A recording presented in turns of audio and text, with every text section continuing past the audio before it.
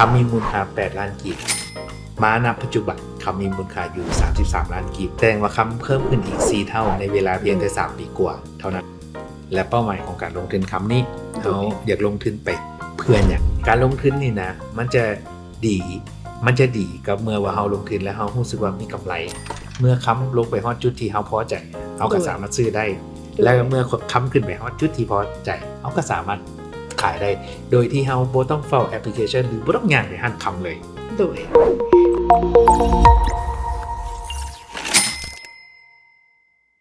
กลับมาพบกับนุ่นเนาะในรายการถามคำตอบคำซึ่งมาเฮาก็ดำเนินมาฮอด EP ที่2เนาะแต่ว่าเฮายังอยู่กับทานจันทวงศ์เนาะพานิสิตหรือว่าอ้ายเล็กเดี๋ยว EP ที่2นี้เนาะนุ่นจะมาถามอ้ายเล็กลงเลิกเกี่ยวกับแอปพลิเคชัน EasyGo ว่าแอปพลิเคชัน EasyGo นี่แม่นแอปพลิเคชันเกี่ยวกับหยังและก็มีความเกี่ยวข้องแนวใดกับร้านคำพะวงต้องตอบของคำถามคำอิดก่อนเนาะว่า EasyGo เป็นอย่าง EasyGo เป็นแอปพลิเคชันซื้อขายคำแบบสะสมแบบดิจิตอลแล้วก็แบบออนไลน์แอปพลิเคชันทำอิฐของประเทศลาวเฮาโดยและก็ถือว่าเป็นแอปพลิเคชันที่พวกเราตั้งใจมาที่จะมาเฮ็ดให้การซื้อคำเป็นเรื่องง่ายๆผ่านมือถือของคนลาวทุกๆคนโดยแล้วในการที่ว่าเฮาเปลี่ยนมุมมองเนาะในการบริหารจากร้านคำที่ว่ามีอยู่คู่กับคนลาวมาโดนแล้วกลายมาเป็นแพลตฟอร์มออนไลน์นั้นมันมีอุปสรรคหยังบ่อันแน่นอนเนาะการสิเปลี่ยนแปลงแล้วก็การสิเปลี่ยนแปลงแล้วก็ยกระดับ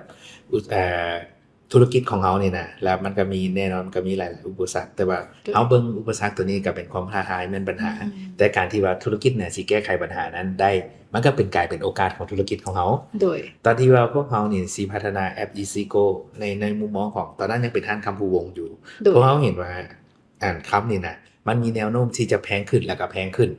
เฮาเห็นว่าถ้าสมมุติว่าเฮายังปล่อยเป็นจังซี่น่ะลูกค้าเฮาน่ะสิซื้อคำได้ยากขึ้นแล้วก็ยากขึ้นจุดเริ่มต้นของ EasyGo ในมื้อนั้นที่ว่าพวกเฮาเฮ็ดแอปพลิเคชัน EasyGo นี่คำมีมูลค่า8ล้านกีบมาณปัจจุบันคำมีมูลค่าอยู่33ล้านกีบณมื้อที่เฮาสัมภาษณ์กันแสดงว่าคำเพิ่มขึ้นอีก4เท่าในเวลาเพียงแค่3ปีกว่าเท่านั้นแสดงว่าถ้าสมมุติว่ามื้อนั้นคนมีเงิน8ล้านซื้อคำได้1บาท8ล้านณมื้อนั้นสามารถซื้อคำได้แต่1สลึงเท่านั้นแล้วเราลองคิดไปว่าถ้าบ่มีแอปพลิเคชันแบบ EasyGo โดยอีกไป10ปีคนสิซื้อคำมูลค่า8ล้านนี่ได้น้ำหนักเท่าใดอันนั้นเป็นสิ่งที่เกิดขึ้นพวกเขาเห็นว่าคนรุ่นใหม่โดยเฉพาะเขาเรียกว่า job first jobber หรือว่าคนที่ว่าก็เริ่มเฮ็ดเวียกใหม่เขาบ่ได้มีเงินฮอด8ล้านกีบที่จะมาลงทุนเขาเจ้าอาจจะมีเงินแต่ 200,000 300,000สิเฮ็ดจังได๋เฮ็ดให้เขาเจ้าเข้าถึงการลงทุนได้ง่ายเฮ็ดจังได๋เฮ็ดให้เขาเจ้าสามารถลงทุนคำได้แล้วก็เฮ็ดจังได๋ให้เขาเจ้ารู้สึกว่าคำบ่แม่นสิ่งที่เฉพาะแต่ผู้เฒ่าผู้แก่แต่ว่าเป็นทรัพย์สินหรือว่าเพื่อการลงทุนสำหรับคนรุ่นใหม่และทันสมัยแบบพวกเรารู้สึกว่าแอปพลิเคชัน EasyGo เนาะเป็นแอปพลิเคชันหนึ่งเลยที่ว่าตอบโจทย์กับคนรุ่นใหม่เลยโดยเฉพาะคือเฮาในปัจจุบันนี้เนาะเพราะว่าเฮานำใช้ดิจิทัลหลายอย่างเข้าในการเฮ็ดเวียกการลงทุนอย่างหลายๆอย่างเนาะและก็การลงทุนทางด้านแอปพลิเคชัน EasyGo สำหรับนุ่นบ่ได้เบิ่งเป็นเพียงแต่แพลตฟอร์มขายคำออนไลน์แต่ว่านุ่นคิดว่าเป็นการสร้างโอกาสให้คนรุ่นใหม่ที่ว่าสามารถเริ่มต้นลงทุนได้ในการที่ว่าเขาเจ้ามีงบที่น้อยเนาะเริ่มจาก 100,000 ก็สามารถลงทุนได้แล้วเพียงเท่านี้ก็สามารถเปิดโอกาสที่ว่าในอนาคตเขาเจ้าจะต่อยอดเพิ่มขึ้นตลอดในจุดเริ่มต้นของพวกเราเนาะอันนี้แล้วก็เป็นคีย์เวิร์ดที่พวกเราให้นั้นเพียงมีเงินแต่ 100,000 กีบก็สามารถลงทอดแล้วก็สะสมลงทุนคำได้แล้วซึ่งบ่มีปรากฏการณ์นี้มาก่อนในลาวเนาะแล้วก็ในหลายๆบอนฉะนั้นเฮาก็ถือว่าเป็นหนึ่งในความภูมิใจของพวกเฮา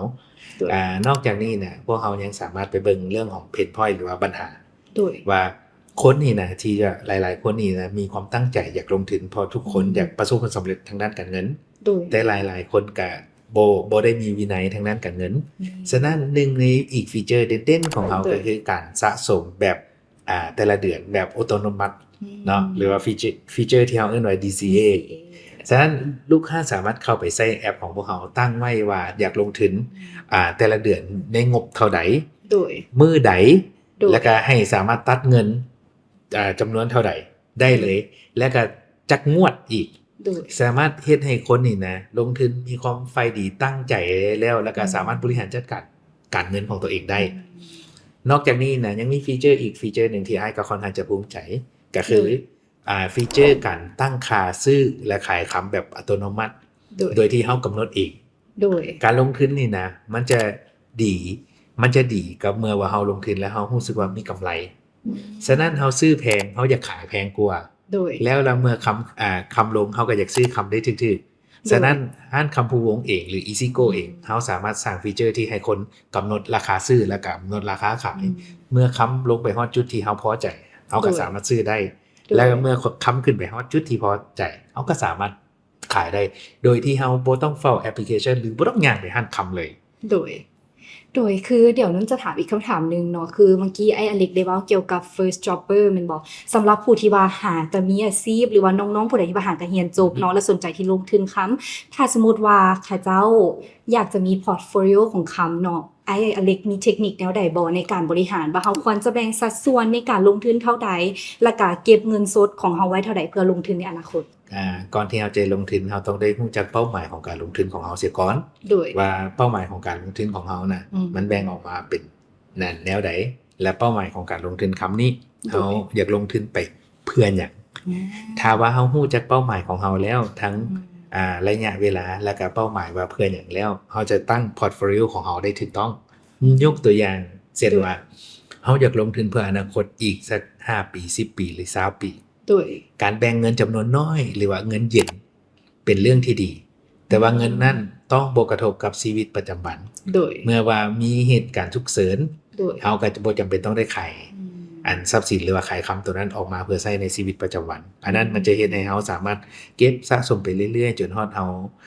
50-60แล้วเฮาจึงสามารถมาเบิ่งว่านั่นเฮ็ดให้เฮาจะรู้ว่าเฮาจะชนะเอิ้นว่าเงินเฟ้อเรื่องว่าasset class อื่นๆได้เป็นอย่างดีอีกแบบหนึ่งที่เราสามารถลงทุนกับคำคือเราเห็นว่าคำนี้มันมีการดิ่งๆและขึ้นลงอยู่สม่ำเสมอฉะนั้นเวลาที่เราลงทุนแบบนี้เราก็ต้องรู้ว่าเรามีความเสี่ยงในระดับหนึ่งและเราก็ต้องศึกษาเรื่องของข้อมูลทางด้านเทคนิคติดตามเรื่องของข้อมูลข่าวสารและแต่สำคัญที่สุดเงินนี้ก็ต้องบ่กระทบกับชีวิตประจำวันเราเช่นกันฉะนั้นก่อนที่ลงทุนอีกก็ตามคำหนึ่งที่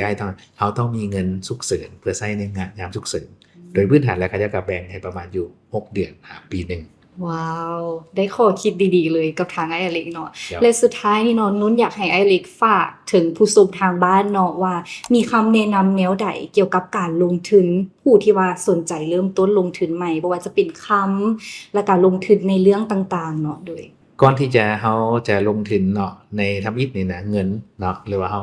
คนที่อยากประสบผลสำเร็จเนาะก็ต้องทางด้านการเงินนี่นะต้องได้ลงทุนแต่ว่าทำอิฐที่ต้องลงทุนในความรู้แล้วก็ลงทุนในเวลาบ่จำเป็นที่ว่าเขาบอกว่าเขาต้องลงทุนเขาต้องมีเงินก่อนถึงจะไปลงทุนทุกมื้อนี้นะพอแต่เขามีเวลาที่จะศึกษาขอเวลาที่จะใส่ใจและฟังทางพอดแคสต์ทางอ่านหนังสือนี่ก็ถือว่าเป็นจุดเริ่มต้นของการลงทุนละแล้วเรามาเบิ่งว่าเฮานี่นะมักแบบใดเฮามีความรู้ทางด้านแบบใดเฮาพอใจแบบใดคือไอ้จะเว้าตลอดว่าการลงทุนน่ะมันจะเหมาะกับเฮาเมื่อเฮาได้ตั้งเป้าหมายของเฮาที่ชัดเจนเฮาได้เบิ่งคาแรคเตอร์ของเฮาแล้วเมื่อเฮาได้ทั้ง2อย่างนี้ได้แล้วเฮามีความรู้อีกการลงทุนของเฮานี่ประสบผลสำเร็จไปหลายกว่าครึ่งนึงล่ะโอ้เฮาแบบมีกำลังใจขึ้นมาเลย อยากจะแบบว่าไปเรียนรู้เพิ่มเติมเนาะคือบางคนเนาะก็อาจจะยังบ่ทันมีความรู้เรื่องนี้หรือว่าแม่นไผเนาะที่ว่าอยู่ในช่วงกำลังพัฒนาแล้วรู้สึกว่ารายการของเขาก็เป็นอีกรายการหนึ่งเนาะที่ว่าเว้าเกี่ยวกับเรื่องการให้ความรู้และก็จะช่วยเปลี่ยนแปลงความคิดของหลายคนเลยในการเริ่มต้นที่จะวางแผนการเงินหลายขึ้นและนี่เนาะก็เป็น